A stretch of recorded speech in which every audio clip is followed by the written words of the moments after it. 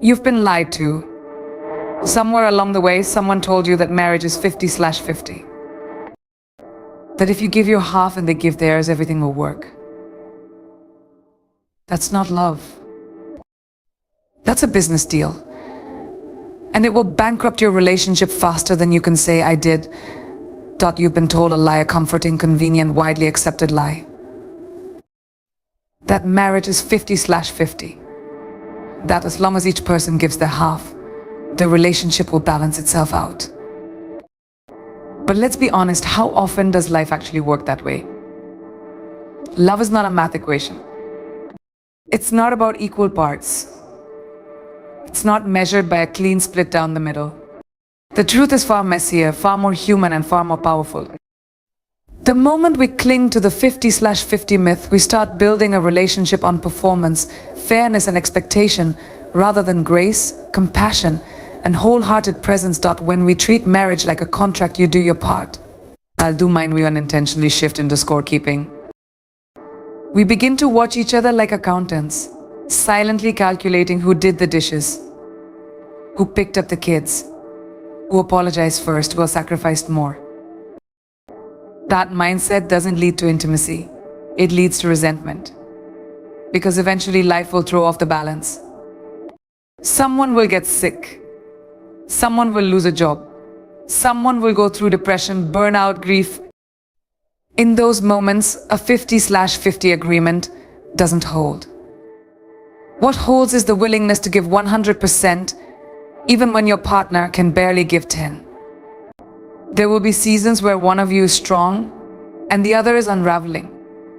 Maybe they're overwhelmed by work, crushed by something they haven't even named yet, or simply exhausted from the weight of showing up for everyone else.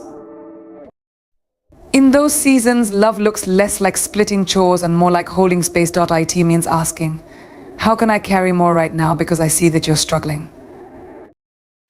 It means offering your full self, not because you're trying to be the hero, but because you believe in being each other's soft place to land. That's not fairness. That's love.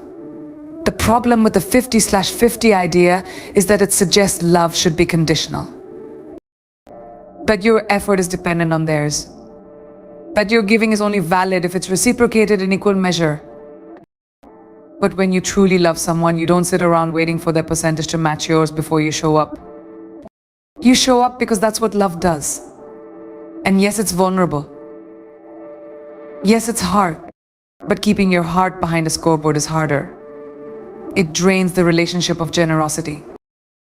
It replaces curiosity with critique. It turns your partner into a project or a problem to manage instead of a person to cherish. A wholehearted marriage operates on the belief that some days you'll give more, some days they'll give more. And some days both of you will be scraping by on fumes. But the commitment never changes. The commitment says, I'm not in this to count how much I've given. I'm in this to build something that lasts. And that requires flexibility. It requires grace. It requires a kind of emotional maturity that asks, what's needed right now? Instead of, what do I deserve? The most enduring relationships aren't the ones with perfect balance. They're the ones where both people are willing to stretch when the other one can't. There's also a deeper issue hiding underneath the 50/50 belief, and it's fear. Fear of being taken advantage of. Fear of being the only one trying. Fear that your love won't be matched. And those are valid fears. But you don't heal fear by controlling outcomes. You heal it by choosing courage. By deciding that even if the world says you should only give as much as you receive, you are going to live differently. You are going to love abundantly, not recklessly, not without boundaries, but with the kind of strength that knows love isn't weak. Love isn't naive. Naive. Because real love doesn't look for loopholes. It doesn't hold back just in case the other person doesn't deserve it. It gives. That doesn't mean tolerating or enduring neglect. That's not love, that's harm. But in the absence of harm, real love is about showing up with your whole self again and again, not out of obligation, but out of a deep soul level choice. A choice to honor the humanity in each other. A choice to build something not based on what's fair, but on what's sacred. And that choice, the one to give without measuring, is where the power of real marriage begins. We live in a culture obsessed with fairness. We're taught from an early age to measure everything: time, effort, contribution, value. So it makes sense that many people carry that mentality into marriage. We think, if I give this much, I should get that much in return. We start to keep track, mentally logging every sacrifice we make, every favor we extend, every apology we offer. The commitment says, I'm not in this to count how much I've given. I'm in this to build something that lasts. And that requires flexibility. It requires grace.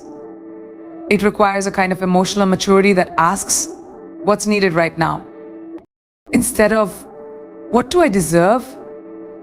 The most enduring relationships aren't the ones with perfect balance. They're the ones where both people are willing to stretch when the other one can't.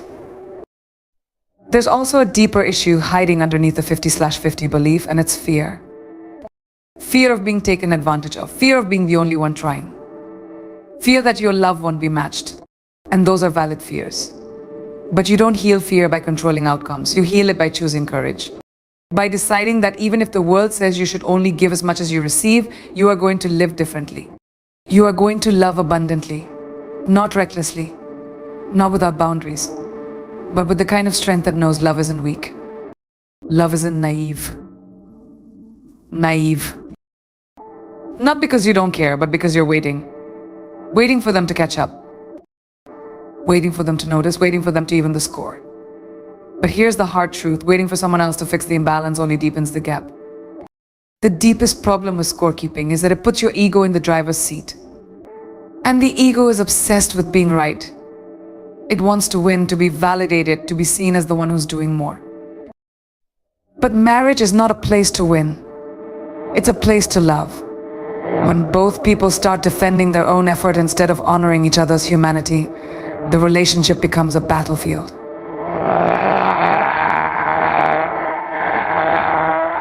Every conversation feels like a standoff. Every disagreement turns into an opportunity to dig up past offenses. You stop listening to understand and start listening to defend. And in that moment, love stops being the priority. Being right does. Scorekeeping also breeds emotional loneliness. You might be sharing a home, a bed, a schedule, but you no longer feel safe. You feel unseen, unheard, unsupported. And yet you don't know how to say it because you're afraid it will sound like blame. So you swallow your pain and push through until it hardens, until it builds a wall. And eventually that wall becomes thicker than your connection. You're technically still together, but emotionally disconnected. You function like co-workers. You manage the house, the calendar, the kids, but you stop managing the heart of the relationship. What makes this so dangerous is that it often goes unnoticed. Scorekeeping can look like responsibility. It can look like effort. It can even look like commitment. But underneath it is a silent tally of all the ways you've had to carry more, love more, try harder. And unless that pattern is named and healed, it will keep eroding the foundation of the relationship. Because true partnership isn't built on parity, it's built on presence. Mutual. When your partner is drowning under the weight of something they can't fix, name, or even explain, love becomes less about flowers or sweet words and more about showing up over and over again. Grace becomes the glue that holds your relationship together when effort alone is not enough. Grace is what fills the space between what you hoped for and what actually is. It's what allows you to stay close when the person you love is hard to love, when they're short with you, when they forget the thing you said mattered, when they seem distant, distracted, or unavailable, not because they don't care, but because they're struggling in ways they can't always articulate. In those moments, Grace steps in and whispers, "This is not about me. This is someone I love, hurting." That shift changes everything. It stops you from reacting and allows you to respond with compassion, with care, and with patience. There will be days, weeks, even months when one of you has nothing left to give. Life doesn't slow down for the sake of your relationship. Illness comes. Anxiety lingers. Work pressure builds. Family issues explode. There will be moments where your partner won't have the energy to meet you halfway.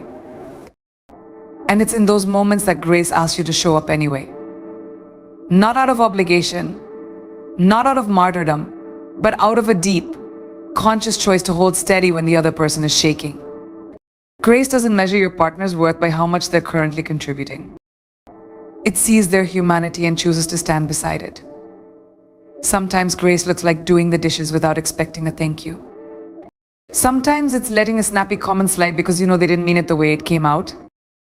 Sometimes it's pausing your own frustration to ask, "Are you okay? You don't seem like yourself today." Grace doesn't deny that hurtful things happen, but it creates room for understanding. What makes grace so powerful in a relationship is that it creates emotional safety. When you know you won't be punished for being imperfect, when you know that your hard days won't be used against you, you start to breathe a little easier. You start to trust a little more. You begin to relax into the truth that you are loved not just when you're easy to love, but when you're difficult. That's where real intimacy grows. Not in perfection, but in the honest, messy middle where grace does its best work. It builds a bridge between two flawed people and reminds them they're still on the same team. Grace is not the same as passivity. It's not about tolerating disrespect or abandoning your own needs. It's not about erasing boundaries or pretending everything's okay when it's not. Grace has backbone. It knows how to hold space while still holding standards.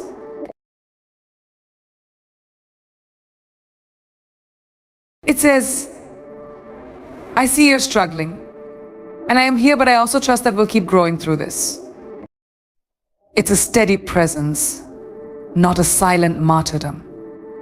Grace isn't weakness, it's strength under control. It chooses to stay grounded when it would be easier to walk away. It speaks with kindness even when it's hard. And it never confuses love with enabling. There's a sacred beauty in being loved with grace. And there's a sacred responsibility in learning to offer it. Because none of us get through life without breaking down sometimes. None of us are immune to seasons of scarcity where we feel like we have nothing left to offer. The relationships that last, the ones that go the distance, are the ones where grace shows up in those moments. Not to fix or force, but to simply be there. To stand in the gap. To say, "I know this isn't you at your best and I'm not going anywhere." That kind of love doesn't just endure. It transforms. It softens the hardest hearts. It makes healing possible. What makes grace so powerful in a relationship is that it creates emotional safety. When you know you won't be punished for being imperfect, when you know that your hard days won't be used against you, you start to breathe a little easier. You start to trust a little more. You begin to relax into the truth that you are loved not just when you're easy to love, but when you're difficult.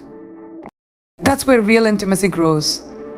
Not in perfection, but in the honest, messy middle where grace does its best work. It builds a bridge between two flawed people and reminds them they're still on the same team. Grace is not the same as passivity. It's not about tolerating disrespect or abandoning your own needs. It's not about erasing boundaries or pretending everything's okay when it's not. Grace has backbone. It knows how to hold space while still holding standards. And the saddest part is, both people usually want the same thing: to feel seen, to feel valued, to feel safe. But in the heat of conflict, we forget that. We dig in. We sharpen our words. We fight to win rather than to understand. And in doing so, we lose the very connection we're trying so desperately to protect. Love doesn't grow in the presence of performance. It grows in the presence of vulnerability. True connection happens when you stop using your words to prove a point and start using them to build a bridge. That means being willing to go first.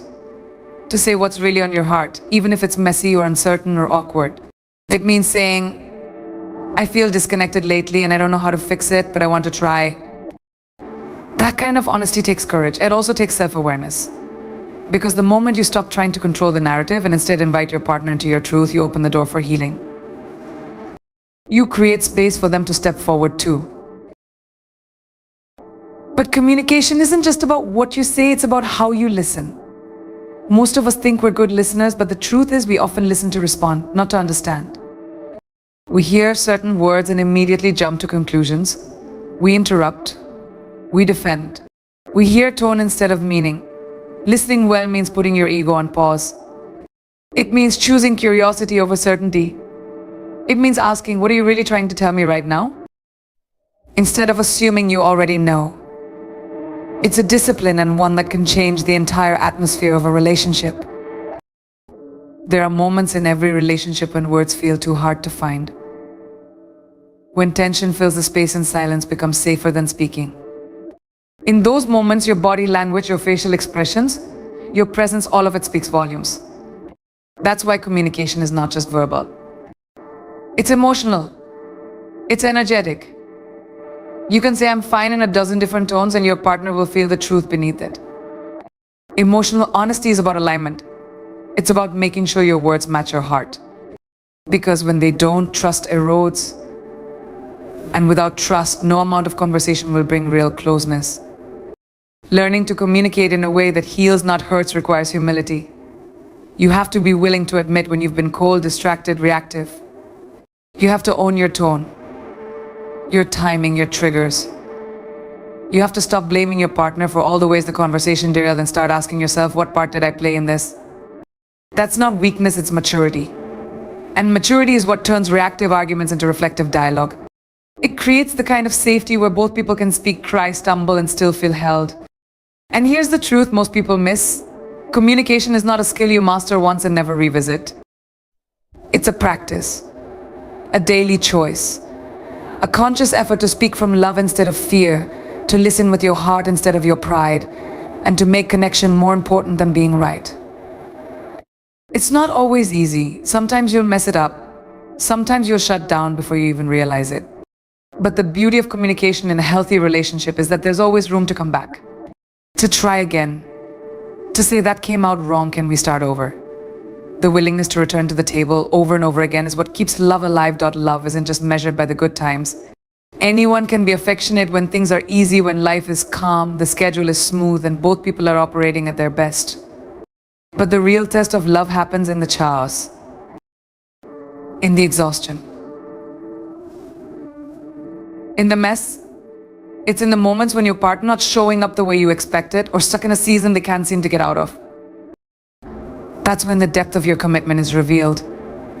Because true love doesn't just stay when it's convenient, it's complicated. There will be days when your partner forgets how to be soft. Days when their stress, their fears, or their past wounds speak louder than their affection. You'll feel it in their silence, in their distance, in their frustration.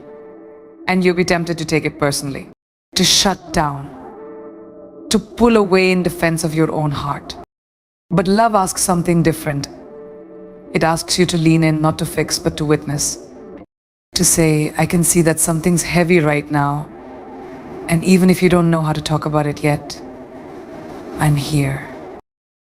That quiet presence can be more healing than any solution. Being a steady presence during someone else's storm isn't easy. It requires emotional maturity. It demands self-regulation. You can't be reactive when someone else is already drowning.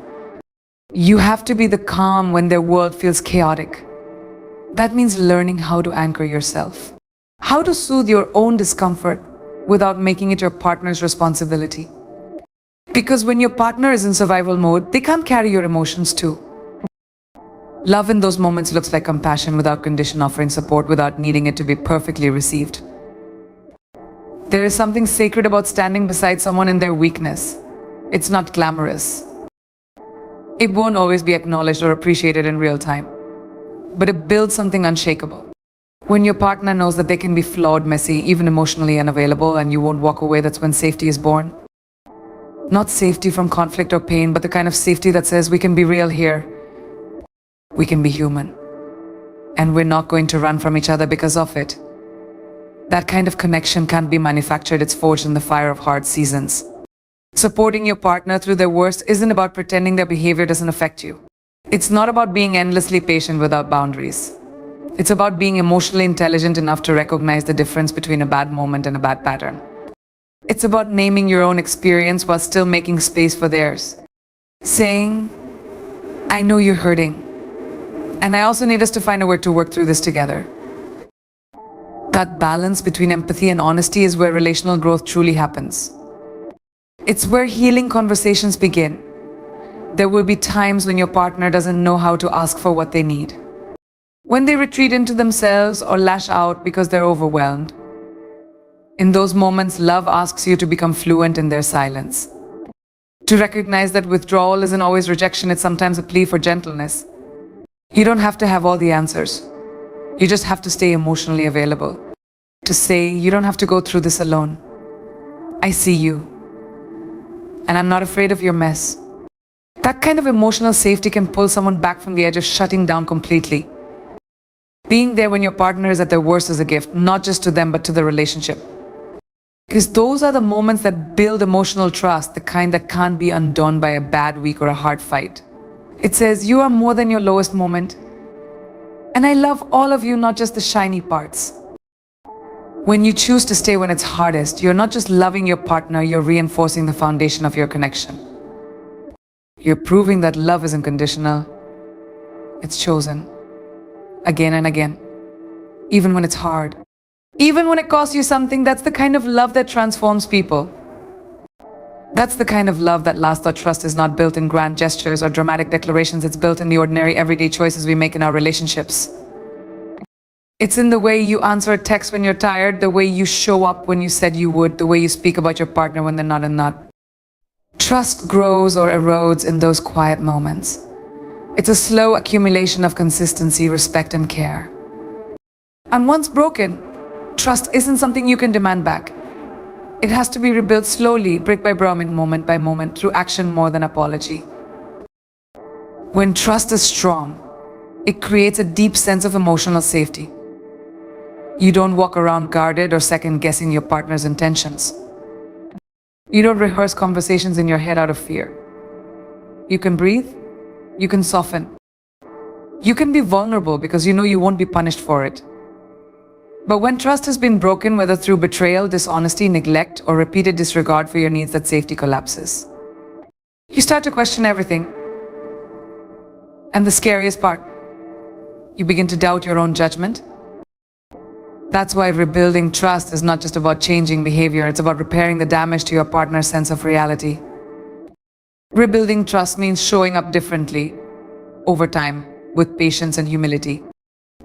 It's not about saying, you should forgive me already, or, I said, I'm sorry, what more do you want? That's not accountability, that's pressure. And pressure never rebuilds trust, it only deepens fear. What rebuilds trust is presence. It's doing the hard, unglamorous work of proving through your actions that you are safe again. That you are willing to sit in discomfort. That you are not just sorry, you are committed to change. And that change doesn't come in one grand gesture. It comes in 100 small, consistent ones. Sometimes the person who broke the trust wants to move on faster than the person who was hurt is ready for. And that's where things often fall apart. Because rebuilding trust isn't about your timeline, it's about theirs. It's about understanding that your actions didn't just hurt your partner's feelings, they impacted how they see the relationship and how they see themselves. They're not just healing from what you did, they're healing from what they started to believe because of it. Maybe they began to think they weren't enough, that they were too much, that they were foolish to trust you in the first place. Rebuilding trust requires you to hold space for that pain without defending yourself. And if you're the one learning to trust again, it's okay that it feels hard. It's okay that some days you feel like you've made peace with what happened, and other days it hits you all over again. Healing isn't linear. You're not weak for struggling to let your guard down again. You're human. And rebuilding trust doesn't mean forgetting. It doesn't mean pretending it didn't matter. It means choosing little by little to believe in the possibility of repair. To lean back in with caution and courage, knowing that your heart is worth protecting but also worth opening again when it feels safe to do so. Trust is never perfect. Even in the healthiest relationships, it gets bruised. Misunderstandings happen. Words come out wrong. Promises get broken, not always from malice, but from stress, distraction, or old patterns. The strength of a relationship is not in whether trust is ever tested, but in how both people respond when it is. Do you shut down or lean in? Do you blame or take ownership? Do you make excuses or make changes? The truth is, trust is a living thing. It needs tending, nurturing, and renewal. You don't build it once and forget about it. You build it daily through honesty, empathy, and follow through. And perhaps the most powerful truth about trust is this. It is a reflection of how much we value not just the relationship, but the person in front of us. When you show someone they can rely on you, that their heart is safe in your hands, that you will not abandon them emotionally even when things get messy, that's love in its most grounded form. That's where deep connection thrives, not in perfection, but in consistency. Not in flawless communication, but in the courage to keep trying. Trust isn't a luxury, it's a necessity. And when it's honored, protected, and prioritized, it becomes the foundation on which everything else can grow. So here's the truth: marriage isn't 50/50. It never was, and it never will be. It's not about keeping score, splitting everything down the middle, or showing up only when it's convenient. It's about grace. It's about compassion. It's about choosing each other over and over again, even when it's hard, even when it's uneven, even when life knocks the wind out of you. There will be days when one of you has nothing left to give and the other carries the weight. And then the roles will reverse. That's not imbalance. That's partnership. Marriage is about showing up fully, not just when you feel strong, but especially when you feel weak. It's about building trust not through perfection, but through presence. Through the thousand small moments where you say, I'm here. I'm staying, I've got you. It's about learning how to speak with tenderness, listen with humility, and love each other through the messy, imperfect, ordinary, beautiful work of real life.